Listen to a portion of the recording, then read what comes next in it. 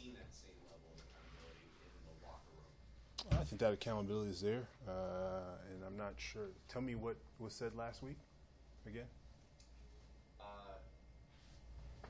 I asked a captain of the team, and if last year's a lot of guys talking after games about what we did wrong, what I did wrong, what I need to improve, both coaching staff and players. And I asked him if he's seen the same amount of that this year, and he said no. We need to get back to that. Oh, that's interesting because, in my personal opinion, last week I think we had a lot of that. Guys understood what they needed to get done, and I think, especially on the defense side, because I don't know everything that's going on the offense side of the ball, guys changed the way they played. I think from a penalty perspective, on the defense side of the ball, we cleaned some things up. I think we only had 2, and I think both of them, or actually one of them was in game and one of them was out of the game, false start or something like that. But regardless, I think guys understand what they need to get done and accomplish that.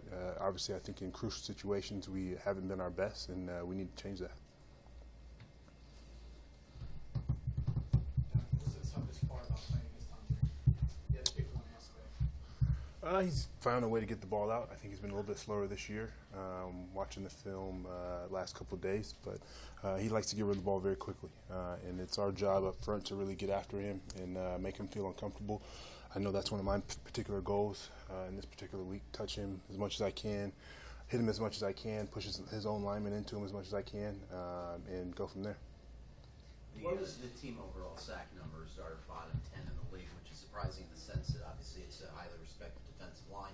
Not surprising in the sense that you all have trailed a ton. Mm-hmm. How much of it can be attributed to you trailing 90% of the time in games this year, or should that not be used as an excuse for low sack numbers? I think there's a lot of factors that go into sacking the quarterback. I wouldn't pinpoint any one particular.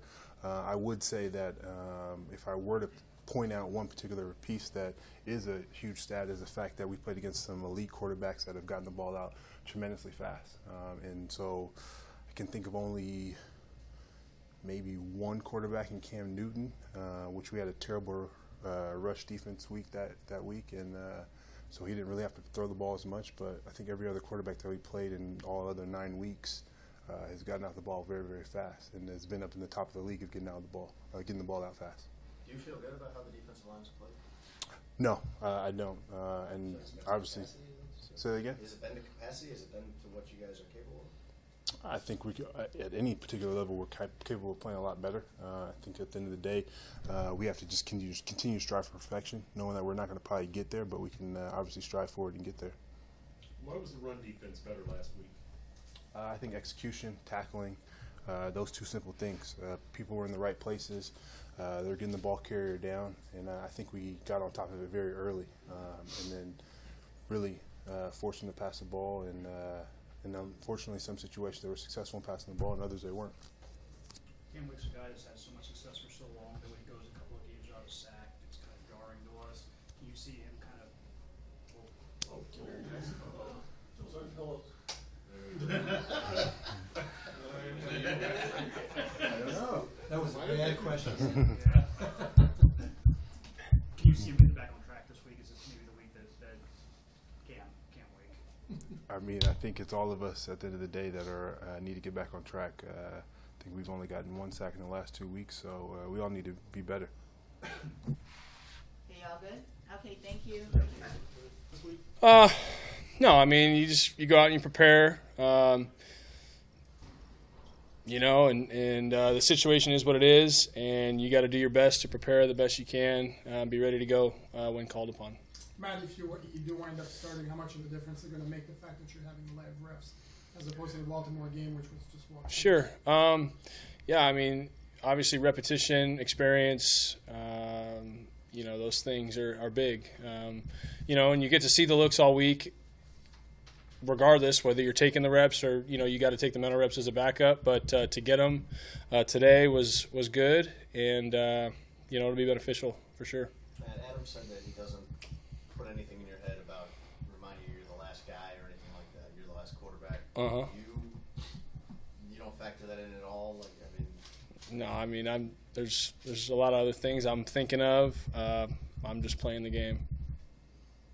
The success you had in the second half of last week, to our eyes, was one of the better stretches you had here. Would you agree with that, and how do you carry that over another week? Yeah, I mean, there were some plays made for sure. Guys were making plays everywhere. How do you carry it over?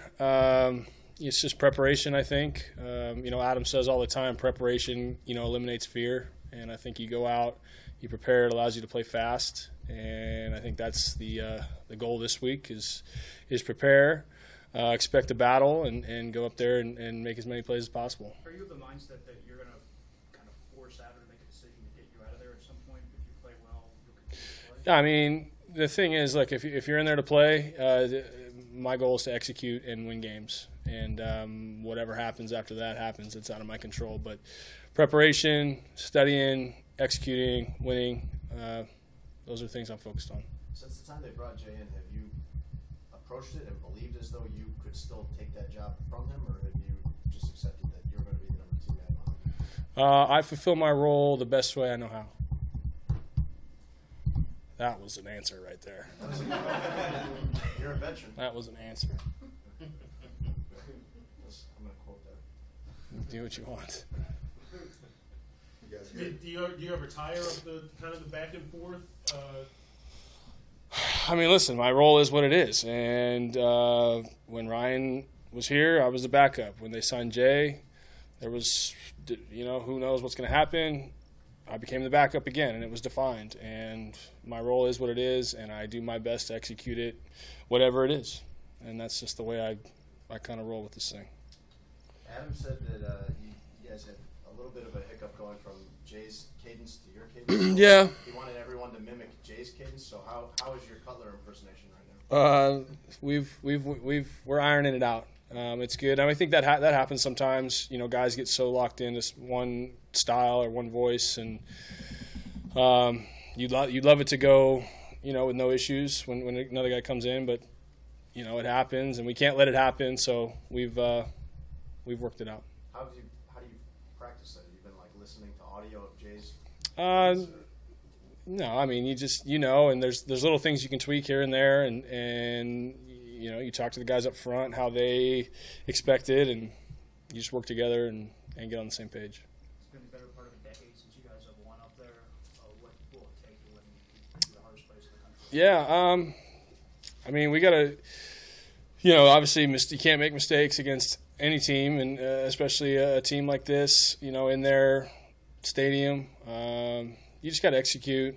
You got to, be aggressive and play fast, but it's going to come down to executing and limit your mistakes, and you got to play a full 60-minute game. So, I know those are cliche answers, but those are the facts. I mean, that's just what there's no magic. You just got to play a good, clean game and fight till the end. I know I don't expect you to pay attention to anything outside this building, but there isn't a lot of faith that this team can go up there and win, betting lines, power rankings, whatever you want to say.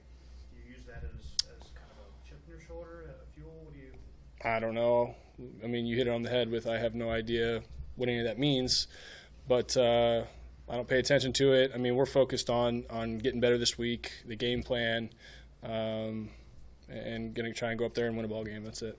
How do you feel about your offensive line right now, considering they've lost some guys and they're trying to scrap it together? Yeah, I mean, next man up, and we've done it all year at numerous positions. I said it Sunday after the game. I mean, I like the guys that if rotated in, they're good guys. They come in, do their job. They're tough and prepared and ready to go. So it's good.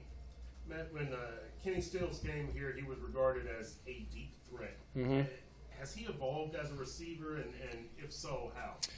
Well, yeah, I mean, no doubt he's evolved. I mean, he's a deep threat. He has the speed and the ability to make the catches down the field. He's proven that. But I think, he catches a lot of balls, intermediate throws, some in cuts, a lot of, he's just expanded his game to where he really doesn't have a major weakness. I mean, he can do whatever you want him to do.